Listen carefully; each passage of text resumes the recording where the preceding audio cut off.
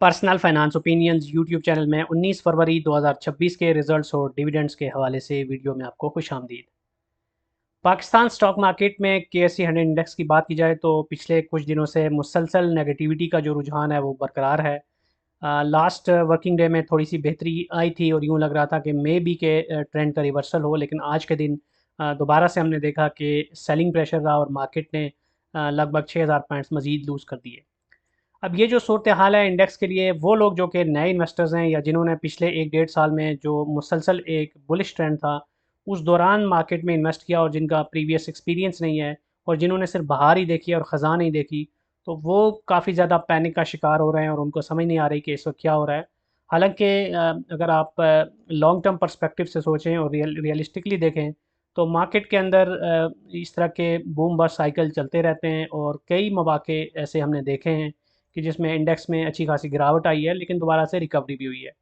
तो जियो political situation, local political या economic situations हों या लॉ एंड ऑर्डर की सिचुएशन हो या दीगर फैक्टर्स हों, ये बहुत सारी चीज़ों से अगर हम देखें तो मार्केट के अंदर इस तरह की सिचुएशंस आती रहती हैं। इसलिए अगर आप लॉन्ग टर्म इन्वेस्टर हैं और अच्छी कंपनीज़ में आपने इन्वेस्ट कर रखा है तो जब तक कंपनीज़ के फंडामेंटल्स में कोई बड़ी चेंज नहीं आती और ओवरऑल अगर एक नेगेटिव ट्रेंड आ भी जाता है मार्केट के अंदर, तो उसमें आपको पैनिक करने की ज़रूरत नहीं है, बल्कि इसको भी आप एक अपॉर्चुनिटी के तौर पे ट्रीट कर सकते हैं।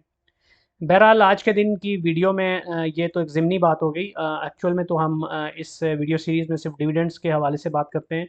तो आज भी KSE 100 इंडेक्स में या PSX में इन जनरल बात की जाए तो रिज़ल्ट्स के हवाले से मुख्तलिफ़ कंपनीज़ की बोर्ड मीटिंग्स जो थी वो हुई और उनमें से 3 ऐसी कंपनीज़ हैं जिन्होंने आज अपने रिज़ल्ट्स के साथ डिविडेंड का भी ऐलान किया। इस वीडियो में इन 3 कंपनीज़ के रिज़ल्ट्स और डिविडेंड के हवाले से बात की जाएगी। हमेशा की तरह ये डिस्क्लेमर आपके सामने है कि जो भी इन्फॉर्मेशन इस चैनल पे आपके साथ शेयर की जाती है ये सिर्फ इन्फॉर्मेशनल और एजुकेशनल पर्पज़ के लिए है।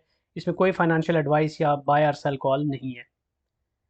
पहली कंपनी जिसके रिजल्ट्स और डिविडेंड के हवाले से हम बात करेंगे वो बैंकिंग सेक्टर में से चंद एक बैंक्स हैं जो कि शरिया कंप्लाइंट इंडेक्स का हिस्सा हैं। उनमें से एक बड़ा नाम है फैसल बैंक का और ये आज अपने एनुअल रिजल्ट्स के साथ इसकी बोर्ड मीटिंग थी जिसमें इसने फाइनल डिविडेंड का ऐलान किया 20% यानी ₹2 के। अब इससे पहले 3 जो इंटरिम रिजल्ट्स थे इसके तीनों क्वार्टर्स में इसने 1.5 ईच के हिसाब से ₹4.5 का डिविडेंड पहले भी दिया है। तो कुल मिला के जो इसका डिविडेंड हो गया फॉर द फाइनेंशियल ईयर 2025 वो है ₹6.5।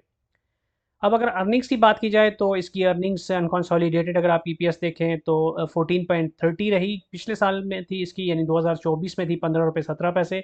तो कोई बहुत बड़ा डिक्लाइन तो नहीं है लेकिन परसेंटेज टर्म में देखें तो ऑलमोस्ट 5.75% की कमी बहरहाल ज़रूर हमें देखने को मिली है इसकी अर्निंग्स में।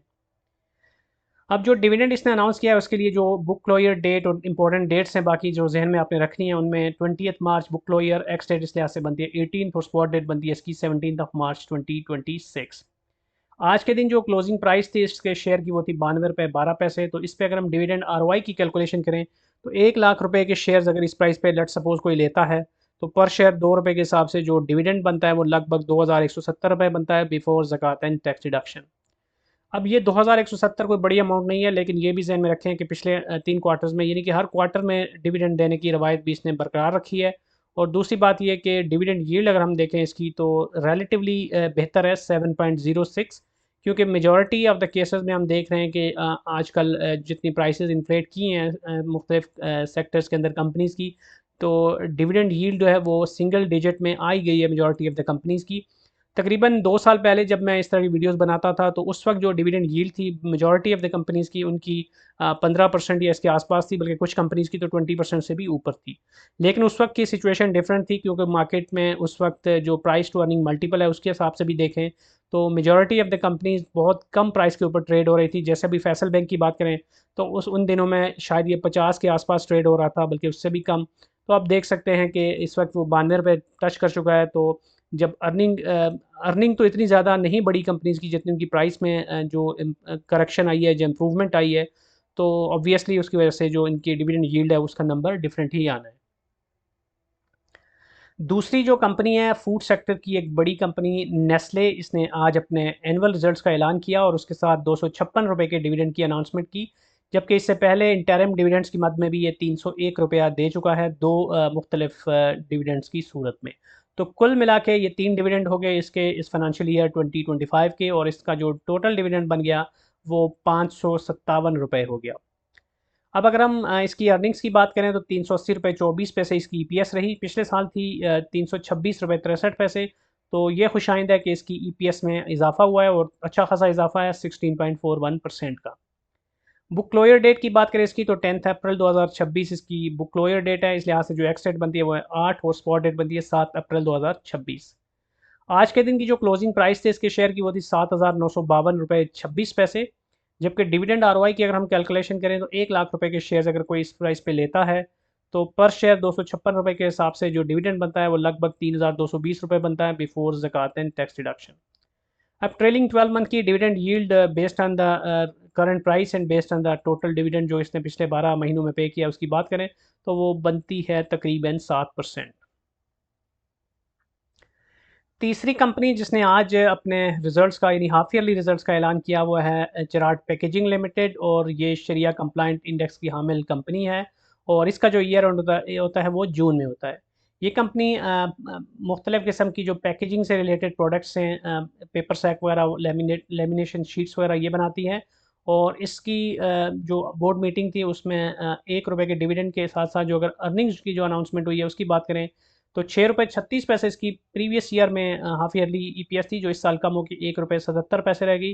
तो एक सिग्निफिकेंट डिक्लाइन आपको नज़र आ रहा है ऑलमोस्ट 72% का इसकी अर्निंग्स के अंदर। प्रीवियस क्वार्टर का जो रिजल्ट था उसके साथ इसने कोई डिविडेंड नहीं दिया था, तो अब तक का ये इसका पहला इंटरिम डिविडेंड है फॉर दिस फाइनेंशियल ईयर।